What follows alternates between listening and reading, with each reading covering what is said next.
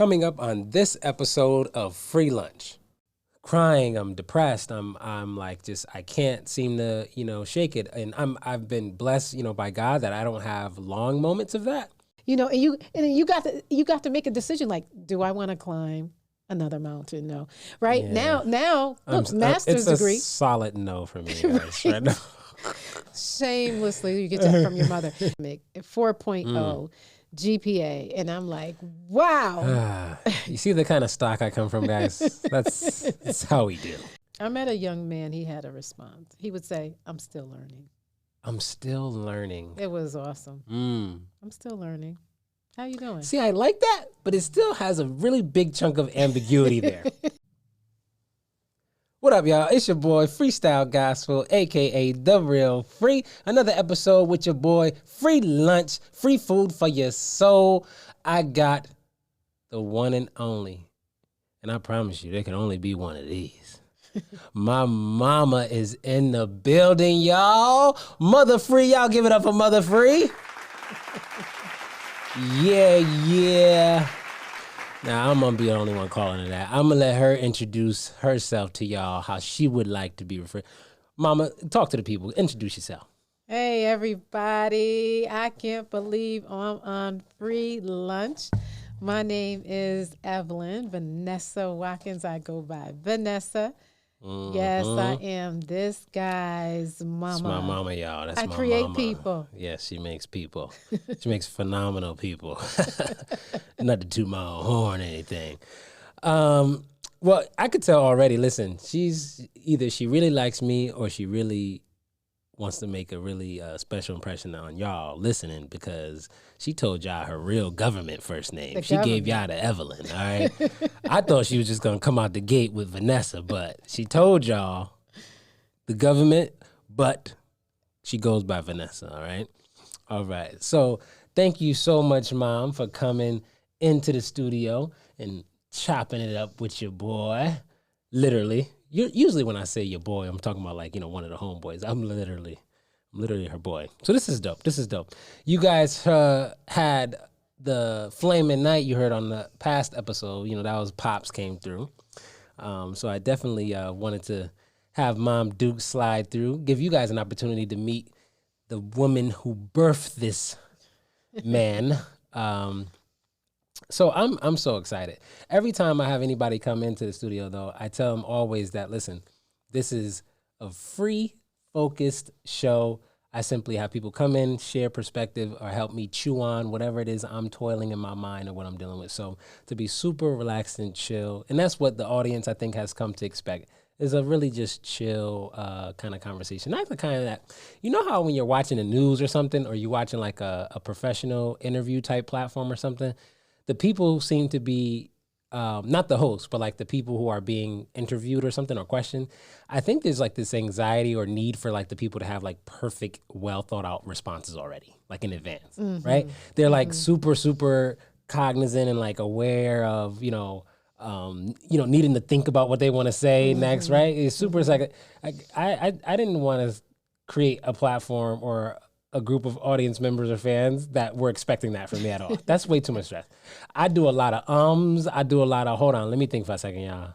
Work with me, because y'all need to know that this is just a real conversation. Yes. Real conversation. So one thing that I wanted to talk about today was on my mind, this, because with me having like kind of the recent health stuff going on, a lot of, people from church, friends, family, call us up, send us text message, and one of the first things, I'm sure you guys hear this all the time, if you're going through a particular time in your life that's challenging, is people always ask, how are you doing? It's the first question. And that's such a... It's a loaded question. That's the most loaded question. If loaded question was like a phrase in the dictionary, that how are you doing would be the definition. And then which version of the answer do you How want? are you doing? Wow. So this has been what I've adopted as, I think, the most honest and transparent answer. Because what I've historically done for many years was always just say, I'm doing all right. I'm fine. And a lot of times that would just be not, the most transparent answer. And because, we get worried about people worrying about us and we don't want people to be worried. And I get all that, right? But how do you convey truly what you might be struggling through, if you're struggling at all, right? How do you convey that? And at the same time, how do you convey the message not to worry about me? That's a good question. Right? So I think I found the answer. Like the phrase that I've, for probably 3 or 4 years now, have used most of the time. So here's the answer. Drum roll, please. Hey, Free, how you doing? I am successfully going through. Okay. You hear that. What does that mean for you? If I didn't tell you my definition of it, somebody says to you, Vanessa, I'm successfully going through, girl. Well, with the sigh kind of throws I mean, me take that out. How are you interpreting the words? So I'm successfully going and through. Says I'm successfully going through. I go, okay, he's going through something, but he wants me to know he's good. Okay, He's good. that's a fact. That's exactly what it is. It's letting the person know I am truly indeed going through. I met a young man. He had a response. He would say, "I'm still learning." I'm still learning. It was awesome. I'm still learning. How you doing? See, I like that, but it still has a really big chunk of ambiguity there. Because I could not be going through anything and have that answer. Okay. Or I could be going through hell and have that answer. Exactly. Exactly. I want you to know I am going through, if I'm going through, because I want those people who, know God like me, people who know how to pray. I want you to be praying for me. I want you to do all that, right? I just don't want you to worry about me. If I'm not in a dire position, if I'm unsuccessfully going through, then I want you to worry about me because I need help. Right. I need immediate, frantic help. So yeah, successfully going through. I would say, would you say you've been through a point in your life where you could say you were successfully going through? Yeah, I think I'm in that period now. So what the successful piece, what's the barometer? What's the measure for it being successful? Your state of mind. Okay. I was going to say, what about going through makes it successful? Yeah. Successfully going through. Your state of mind. Your state of mind. If you're at peace, if you're at peace in that time frame, if you're at peace, you're not having a lot of anxiety or fear, feelings of, like emotional responses to your situation. That makes it successful because you can have a lot of emotional responses and at the initial stage of it, right? Because it's just hitting your reality. However, then you transition to acceptance. Okay, this is happening to me. This is really happening to me. Okay. And once you go into that acceptance, it's like, okay, now I'm successfully going through because I realize I'm powerless over it. Oh, you realize you're powerless over it. Powerless. So that's interesting because we talked about just that topic of areas in our lives where we felt powerless. There's the last episode with Christine, your daughter. Oh, okay. Yes. You haven't caught that episode yet. No, I haven't watched it. You got to catch that episode. Yo, that episode is phenomenal. I think you're going to love it. So basically, one of the areas that, because that's the episode she had her friend with her also. Mm-hmm. But see, what's interesting to me, and for those who haven't heard that episode, go and check out episode 10 right now. So I won't go into it, but I wouldn't have expected the way you brought up powerless to be in this context of like successfully going through. But you did say it's a mindset, right? Like, so I guess in my mind, I would think when people feel powerless, that would be like the alternative to successfully going through. Right? The alternative? Like, right? Like if you feel powerless. No. Or do you mean powerless like in the sense of serenity? Yeah. See, I was going to bring that I up. understand that there's nothing I can do. So like I saw on a therapist wall one time, it had like this kind of like continuum of like a kid's anger or emotions. Like when you're upset about something, it says your first thought ask yourself, is there something you can do about it? If the answer is yes, then why worry? Yes. And then if the answer is there something you could do about it? If the answer is no, then why worry? And I was like, yo, that's amazing. I've never thought of it that simple. Yeah. And it is really that simple. It brings me to what you, it's funny that you bring up the word serenity. And I think of the serenity prayer, right? That's been out for forever and a day. And it says, grant me, right, the serenity to accept the things I cannot change. Mm-hmm. The courage to change the things I can, but the wisdom to know the difference between the two. So that's really, in short, what you said. Can I change it or can I not change it? What can I do about changing it? In fact, I did that technique. I put that into action just quite recently with my professor. And I was like, you know what? I can do something about this. You know, I can type him an email and I can say, hey, I'm behind in some of my assignments. Can I give it to you at this deadline? Mm-hmm. And then I let it rest. And now I moved into acceptance. And so if somebody asks Because you've already done the most you could do. Is, hey, the most I can do is ask. Just throw myself on the mercy of the please. Hey. Mm-hmm. Wow. No, yeah. That's the and that's the powerlessness, which is it's the acceptance of I'm now powerless. It's defining it a different way, interpreting a different way. That's gold. That's gold. That's gold. So knowing the difference between, me being able to do something where I can't, I explained it in the last episode. The way I kind of worded it was, knowing where I end and where I need God to pick up. Oh, okay. And that's kind of me putting my works with my faith. Yes. Faith without works is dead, right? So how I keep my faiths remaining activated or active is by attaching with it some actionable thing. Sometimes the action isn't a physical thing with your body, right? Sometimes it's just as simple as how you said, it's me sending an email. That was the extent of the action I was able to apply with my faith. I sent an email. Sometimes the action is, writing something down.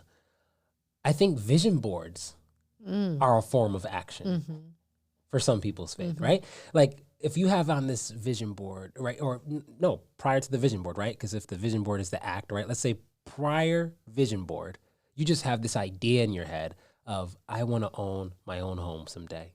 And that's the faith you have. And somebody might say, hey, well, what would be the actionable thing? Or what would you like the first things to come to your mind as the actionable thing to buying a home? Well, maybe I go book me a real estate agent or find a real estate. Well, if you don't really, if your credit's not right yet, or you don't have the money for a down payment, you might be going a little ahead of yourself yet, right? So I'm not there. Okay, well then somebody might say, I start saving. Somebody could say, well, you know what, but if I don't have money to save yet, or I don't have a job yet, then I can't save. Okay, so those are some of the top, maybe first things that come to mind for an actionable thing to go with faith or hope for a home. But if you have none of those go-to usual top 3 things or whatever, something like putting the vision down on paper and making it plain, that would be your actionable thing. That was the thing you were able to do. Free, it brings me to mind, I had the opportunity. I actually shared it on, I think one of my TikToks or on Instagram. And Ma, you can't be calling me Free on the air either. That's weird. You call me Chris, honey. But I am on the you can call Free me Lunch honey. Show. You call me honey. I'm on the Free Lunch Show, and I like that. Hey, Free. She just likes it. Yes, I do. All right. I'll let you call me Free. So I had the opportunity, actually, as you know, to be in your audience at one point. And it's funny that you're talking about this topic in terms of like when somebody asks you how you doing, or like the expansion of like powerlessness, or like an actionable term in vision boards. But I had the opportunity. You were preaching a sermon, and you expounded on the word be. In terms of God and being Being. all that he can be in our life. So let's take this in perspective of what you're speaking about right now, right? And you talking about an actionable term and then our faith and how does that go into that?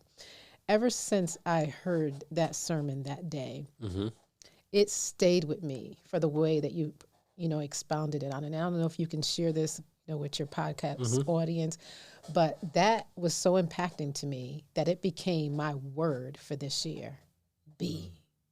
And it was everything. You talked about the depths and heights and, just how wide and how, and guess what? It was almost like you broke that thing down in terms of how far would we allow God to be, right?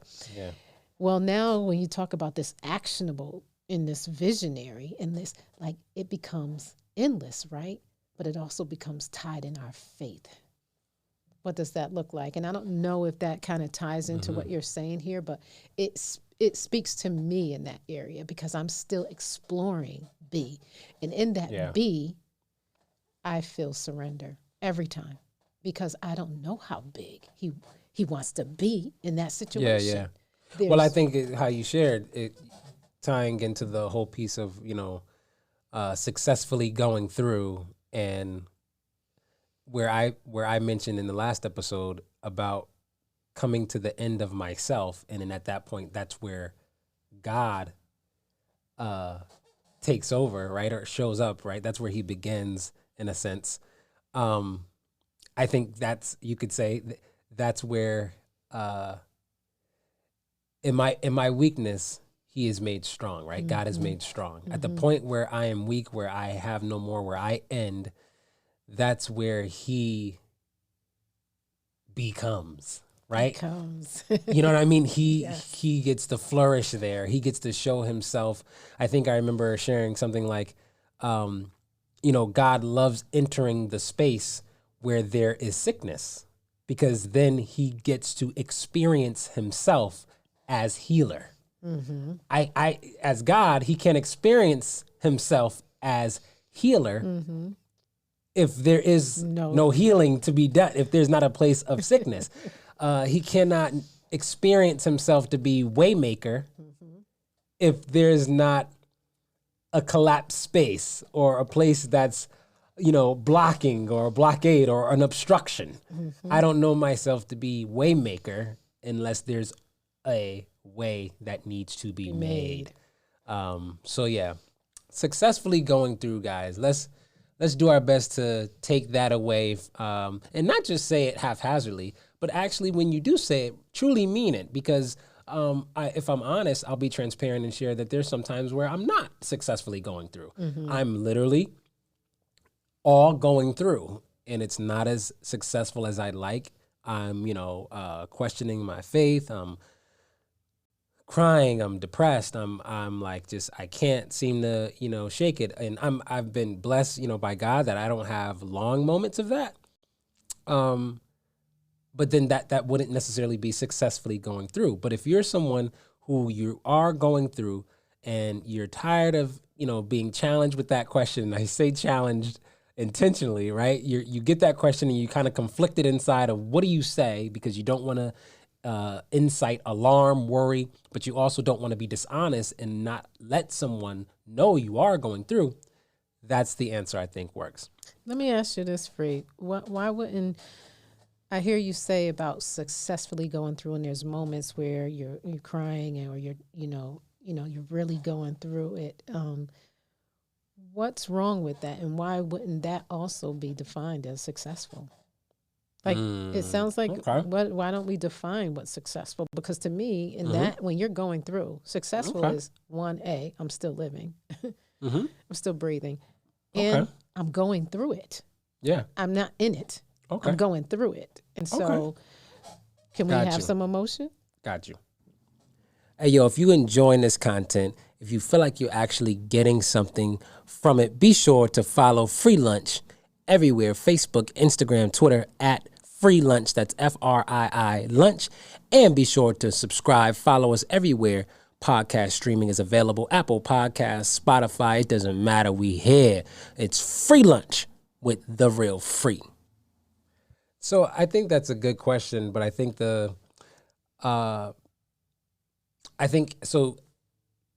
successful or successfully in the whole successfully going through statement, success would be, it would be unique to each person. That's all. That's a, for me, I would say you could be going through like, let me see if I could paint a visual for a second.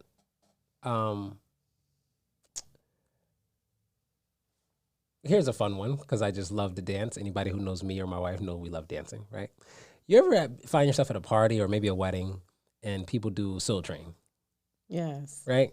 So you got two lines, two rows of people on the outside, and then you have a middle where one person at a time goes through. They do a little busted dance move, right? Right. Okay. Well, let's say at the top of this line, somebody goes to pass through the center, and they do just that. They just walk down the center of the line to the end and then get in line. They went through. But then you have another person comes to go through the middle, and the whole way through, they're dancing or whatever, smiling, right? So the act of simply going through, or how you said, surviving, right? You survived. But I've heard people say other phrases or statements that have been profound to me that says, you know what? There's a certain thing, difference between surviving and living, right? Mm-hmm. So, yeah, I think I can wake up and I can celebrate that success and be grateful when I'm trying to find how, when I am going through, when I am miserable and things are tough, where can I find gratitude today? Where could I find thankfulness? Yes, I could be thankful in just simply being alive. I made it alive another day. I could be thankful for some really fundamental things. But am I able to go through them? Am I able to show up to tomorrow with a degree of thrive, or how we said life or living? Like, did I just simply survive? Did I just make it to tomorrow by the skin of my teeth? Or did I actually do something with today worthwhile? Or like you can think of it of like the parable, and this is not to get super biblical with my audience that may be filled and comprised of people who, read the Bible or who may not. But with the parable about the people with the talents, right? And the person that buries there, is there, right? Yeah. They made it through. Yeah. And that's what their concern was. I was worried that if I did anything with it, I might lose it. So, hey, guess what? I made sure this talent, this portion you gave me, showed up to tomorrow. And then everyone else, hey, I would say they successfully went through, though. They showed up to tomorrow with more. And that's just a different perspective. Yeah, but not to be lost or I think confused in any way with being grateful, right? Because I think having gratitude for the small thing, as simple as I woke up, that's the beginning of actually living, right? You have to have these like kind of building blocks. Okay. Yeah, that was good. I mean, I think it's worth.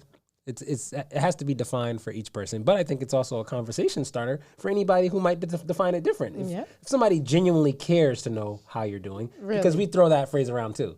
Hey, how you doing? Hey, they really don't know how they don't want to know how you're doing. They've already left. It kind of just means hello. But then you should have just said hello, because you look up and they're gone, and you were like, oh, you weren't going to give me the time of day to tell you how I really am doing. I think it's all about perspective. It's all about perspective because, yes, two people, in your example is awesome. But guess what? They both successfully went down the line of the Soul Train, right? Just somebody did it. It's more jazzier, right? Somebody looked like they were living life when they went through it. Yeah, they were partying. Then the other person,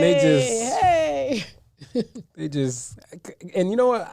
Funny enough, I've seen at least once in my life somebody go through just like that. Exactly. It's always that one person who they're like, why did we have to do this? I don't feel like they raised the standard. Gosh. Let me just go through. Or someone was forced to be a part of the Soul Train line. Yeah, I've had that happen. Anyway, that aside, you know what else occurred to me? Not today, but a couple days ago. I was talking to somebody. This weekend. So, big shout out to my man Angel. Shout out to Angel and Samantha.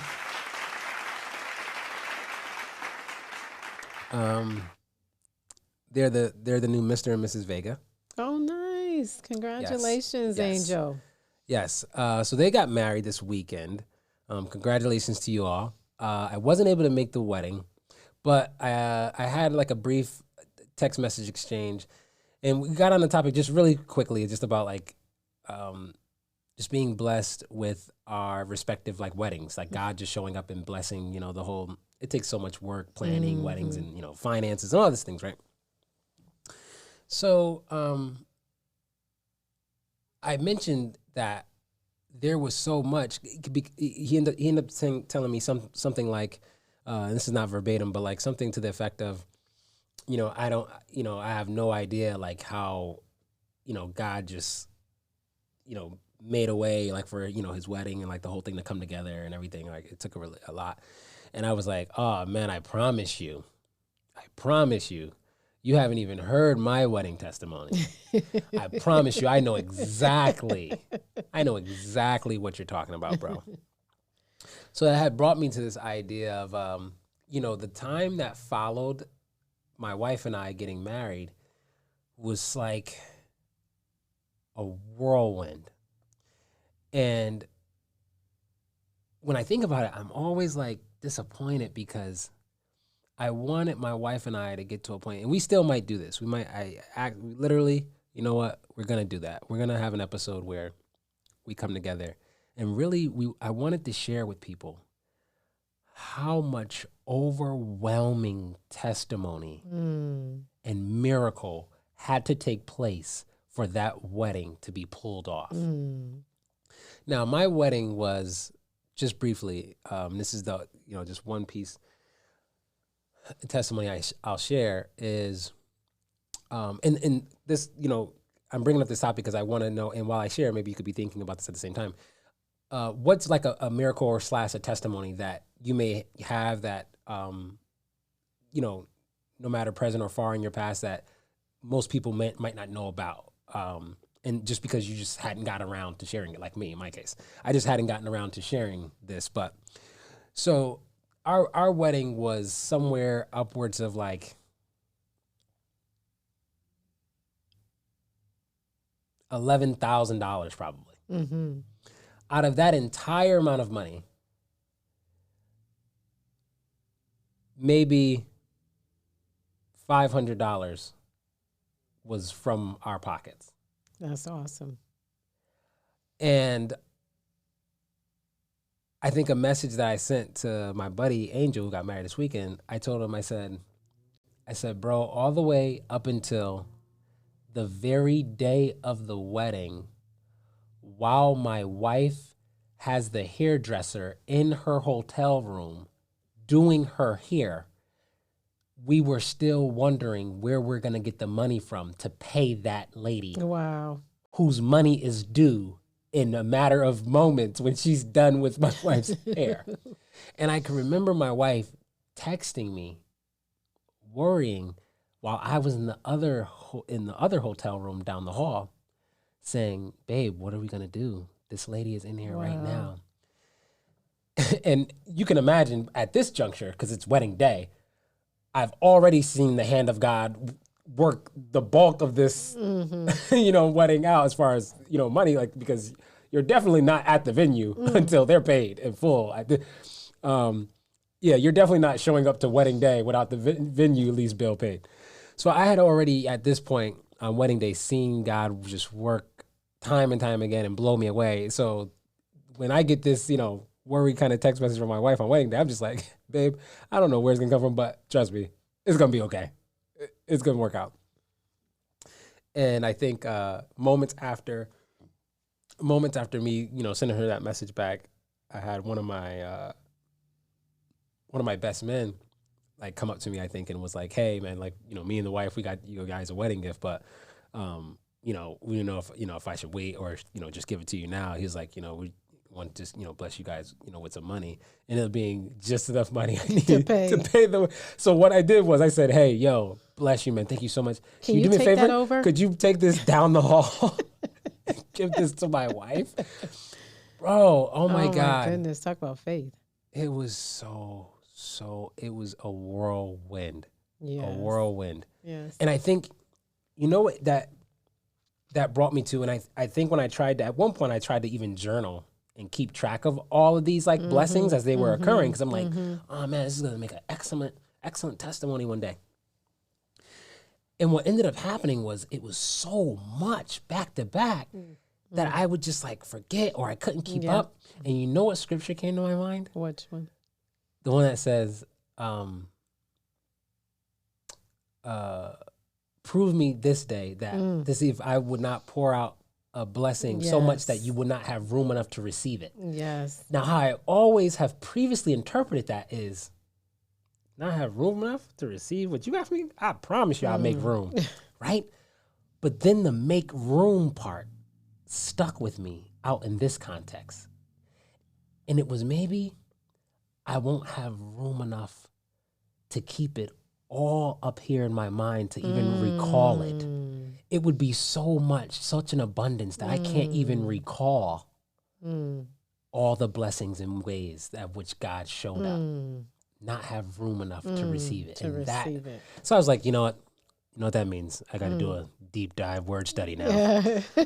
What does room enough mean? What's the original word for receive? Maybe it's some cognitive, not necessarily perfectly tangible piece element. You asked me to think about this same thing, like, you know, was there ever something, you know, that you were grateful for that you've seen that happen?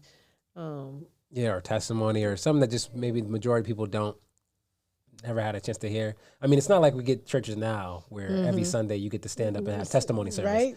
They got to bring that back. I don't know. I'm kind of glad. I mean, I grew up in an era where, you know, it kind of got overloaded. Like people, the same sister, the same story. No, I need to hear that. No, and she was up there when for I think of the goodness of Jesus. 40 minutes. Like, and I was all like, that he's done for me. Sit her down. My soul cries out. Hallelujah. That was a every Sunday testimony I got to hear. I don't know. But I was like, didn't God do something different this week? I don't know. So mine was in the middle of the pandemic.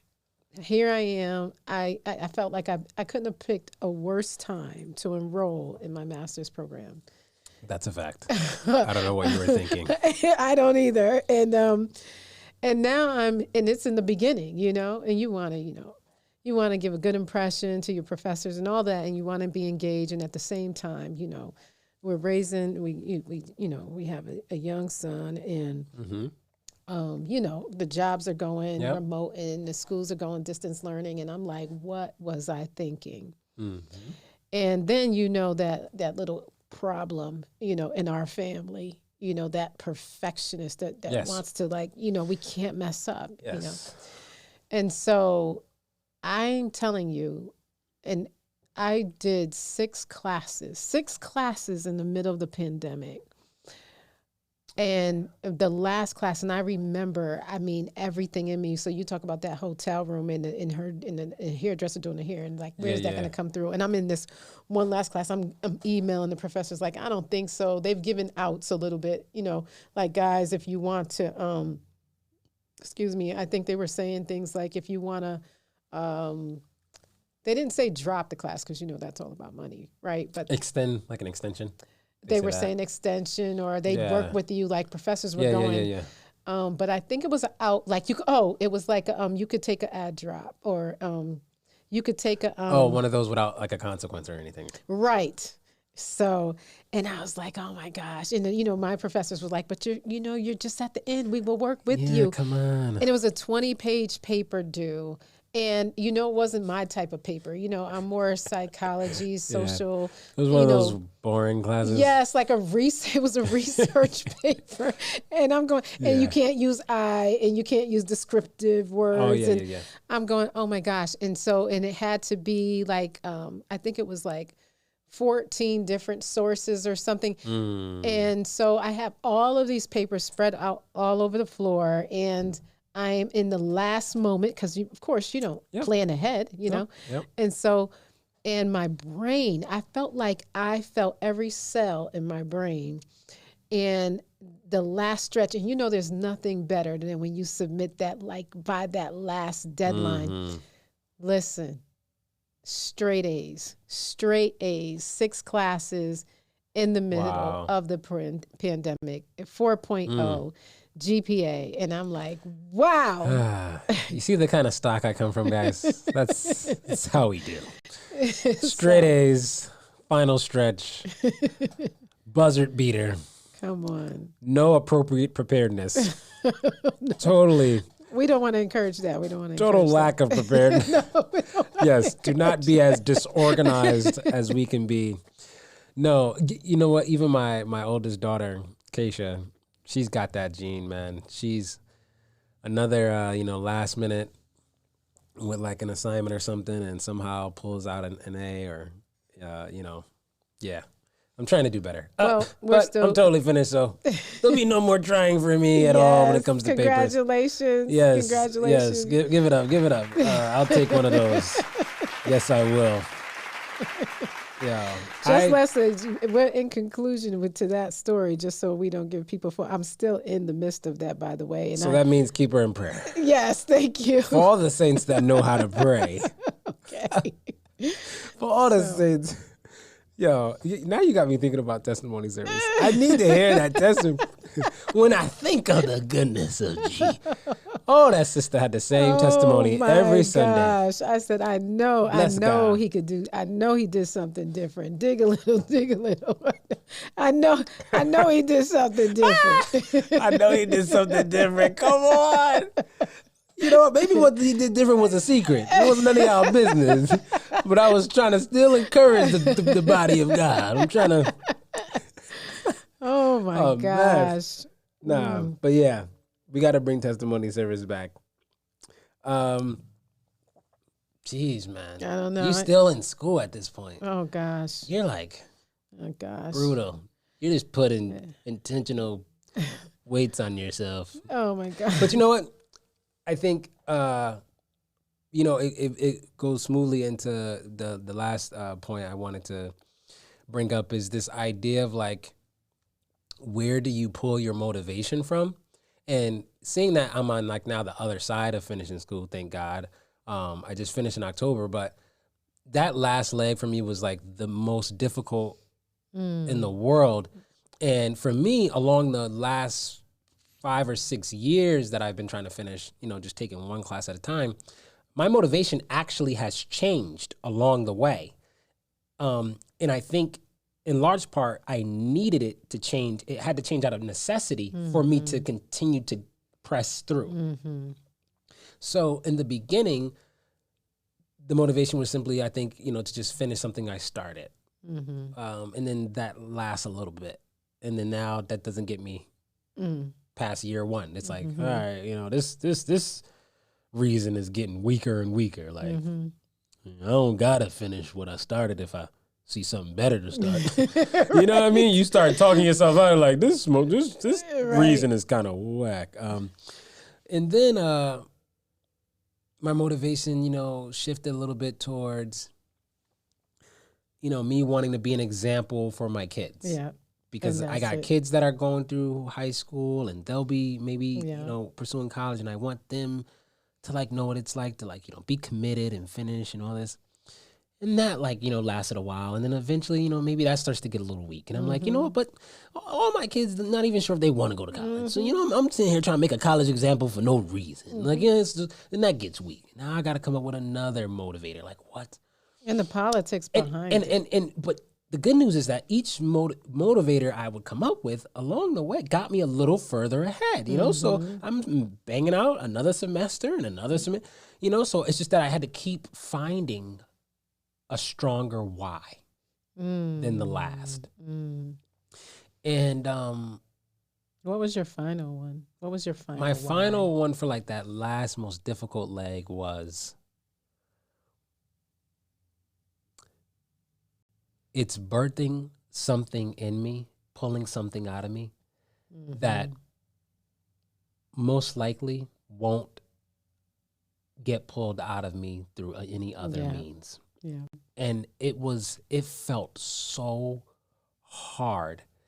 And because it felt so hard, unlike anything else I've ever experienced before, it convinced me, because I haven't endured anything this hard before, if I get through this, something will be eventually birthed in me that's never been birthed before.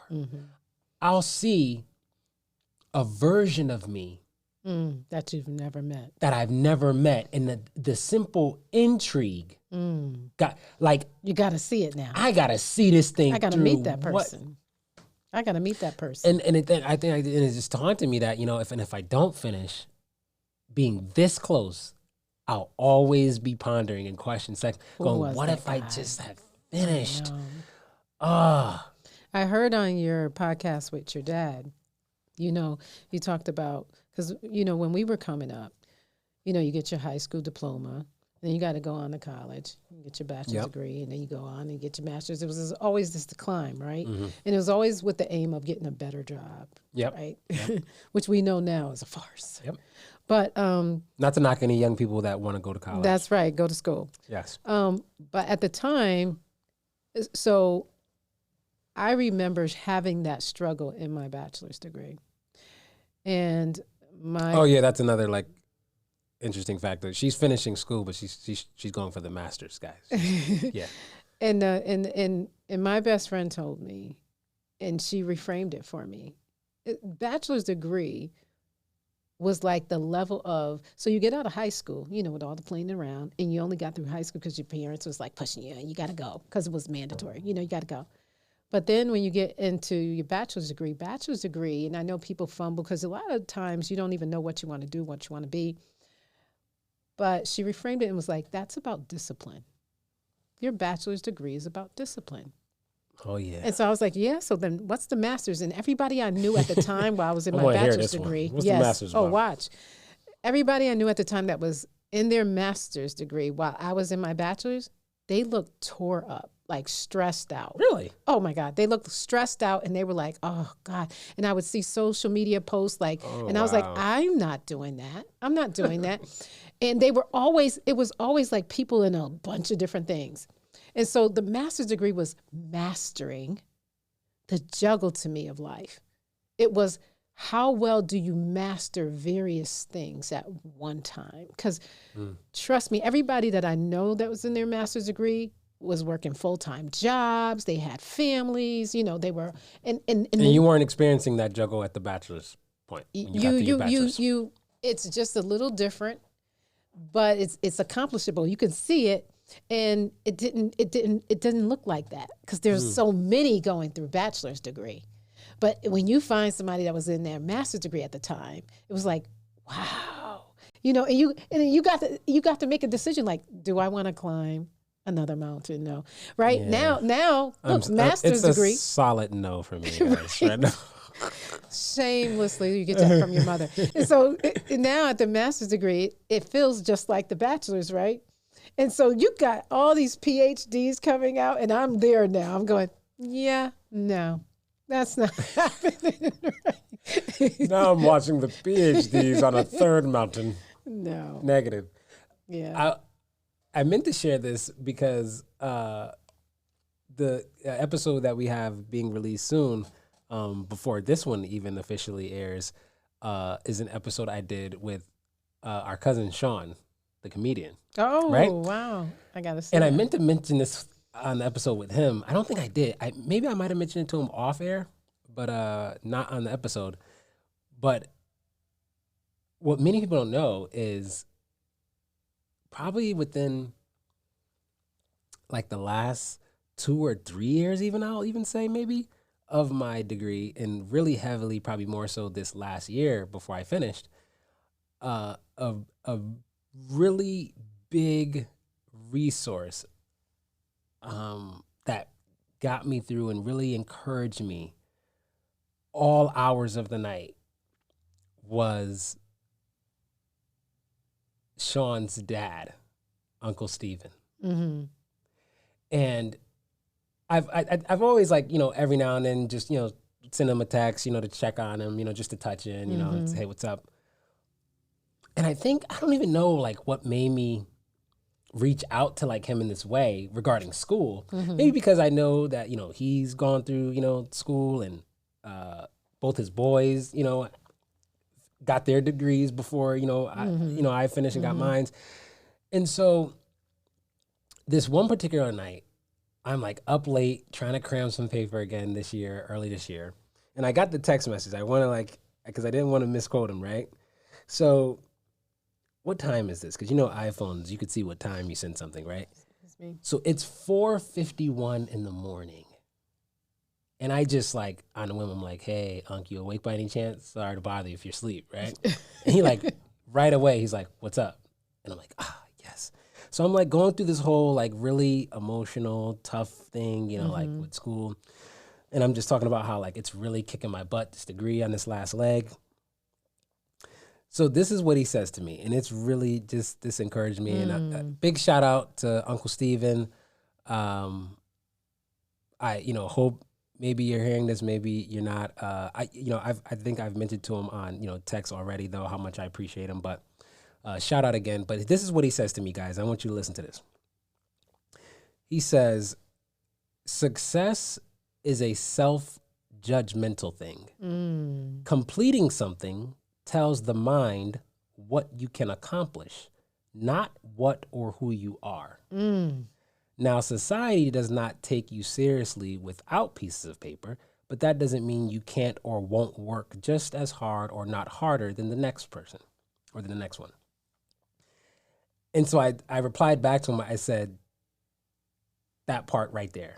Completing something tells the mind what you can accomplish, not what or who you are. And just like I shared moments earlier, that's what my last final stretch why became. I want to really see, what am I capable of? Because the amount of pressure, strain, almost like a guy at the gym on the bench press on his back. And he's got the spotters there to help him. And he's like, while he's grunting and struggling, he's giving the spotters the eye. Anybody who's worked out in the gym knows this look. It's the look that says, I'm struggling, but don't touch the bar. Let me. Let me see what I'm capable of. I think I can get this last rep. I'm shaking. You see me struggling. It's only inching up microscopically by the moment. Come on. But I had to see, what am I capable of? It wasn't anymore about who I am or what I'm worth or what I can, what job I can get or any of that or what society thinks. It was all about me. Yes. This is my mirror match. Yes. I am up against my former self trying to become something new, stronger. Yes. And that's the part when you talk that I heard the B, the depth, width, height, length between that. So you showed he's struggling with that bar. He's already past where he could go. Now that struggling with the bar and still staying and saying, don't touch that bar, that's the B. That's how much more. And that stretch. That's where that Elohim shows up. You stopped already at maybe it was the last year before. You had already stopped. But the B was that last year, right? The B. Yeah. I might have been done with my degree before I was done with my degree, if you know what I mean. So. Yeah, man. I needed to just see what I was capable of, man, because I've never had to bear so much. And then, like, right, like with the last stretch, even being the time,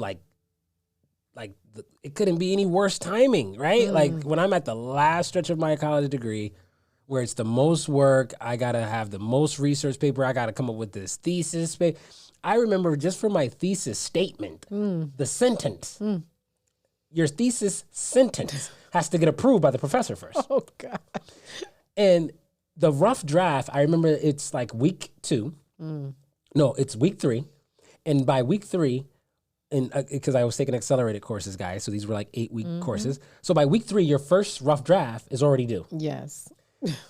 Your thesis sentence, the sentence that your entire paper and thesis is going to be based on, had to be submitted during week 1 and then approved between week 1 and week 2. And so, the idea was you would submit it as early as you can in the first week, and then if the professor rejected it or sent it back to you for amendments or to fix it, you can go kind of back and forth with the professor between the first 2 weeks and get it all ironed out. So, excuse me. So, I remember we're at the beginning of week 3, and I've gone back and forth with this professor like 4 times already. At the beginning of week 3, the week my rough draft is supposed to be due at this point, I don't even got an approved thesis statement yet. And I'm going, bruh. I eventually end up sending the teacher an email and going, can I just like personally call you? Can I call on the phone? Can we use the phone? Because I saw that he had left a number in his like email information. I'm like, is this like a number I could text? So I happened to just text it on a whim. Thankfully, he picks up. And I gave it to him straight, kind of like how you did. You said you emailed your professor. You're like, this is the best I could do. And I threw myself on the mercy of the court. I said, sir, I'm really overwhelmed right now. This is the week that the rough draft is due. And, I know previously you said you're like teaching several classes at once. So I don't even know if you even recognize my name, even know who the heck I am amongst all these students you got. But you've sent and rejected my thesis statement back a number of times. And so he's like, oh, you know what? Look, send it to me again. While I got you on the phone, basically. I'll just approve it right now. Exactly. Because in my head, I'm like, because you probably have no idea even who the heck I am or what. But you're like, who knows? At this point, you're probably just rejecting people's theses without even really reading them. I don't know. But anyways, so I'm like, yes, let me send it. I can actually text it to you while we're on the phone right now. So he's like, yeah, text it to me. So I texted to him. So he's reading it with me on the phone, and I'm like, yeah. So, and that's like the 4th revision, sir. I'm like, I keep revising what you're telling me. I'm like, I don't really see what's wrong. So he goes, you know what? How about you just all right, so we're going to take this part out. All right, so then I want you to say this and write this in here. And I'm like, okay, right? Okay. So literally before he hung up that phone, I read the revised thesis right back to him and said, so as spoken to you on this phone right now, this is approved. This is good. Can I start? He's like, yep, that's good. Just email it to me again. Just for, to keep.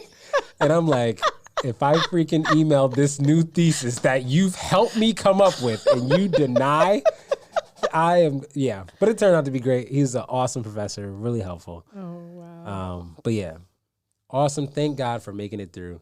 So before we wrap up today, like characteristic of the Free Lunch podcast, where it is known as free food for the soul, we want to be able to leave the audience, leave the people with something that is digestible, just like food for their soul. Something like the takeaway. And I'm sure you guys have had maybe several takeaways already, but what's kind of like the mic drop you think you want the audience to kind of remember and leave with? How you doing? Did you see what she did there? It's the battle rapper's mother. Yes. How you doing? That's good. How are you doing? My name is The Real Free. This is Free Lunch, free food for your soul. And I am successfully going through. Peace. Love y'all.